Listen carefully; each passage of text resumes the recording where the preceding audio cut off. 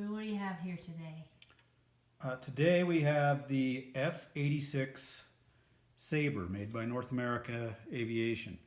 The F-86 was the plane to come after the last plane I built, which was the P-51 Mustang. The Mustang was the best fighter we had, fighter attack plane, and then we decided to switch over to jets. The jet engine was far more powerful and lighter, and you could just get a much faster aircraft.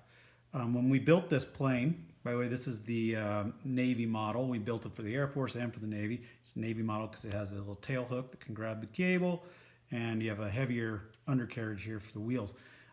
We built this plane, and all planes at that time had a pretty much straight wing, like the wing on a P-51 comes straight out like this.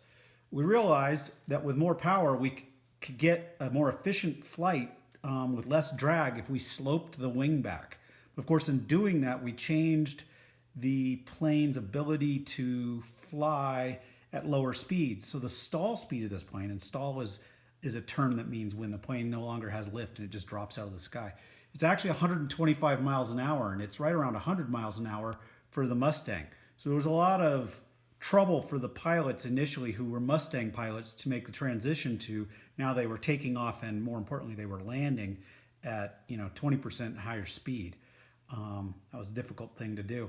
A friend of mine's dad flew this plane. A couple friends of mine. It might be that Doug Case might have flown this too, but here we have, since I know that Bill Meckham flew this airplane in the Far East.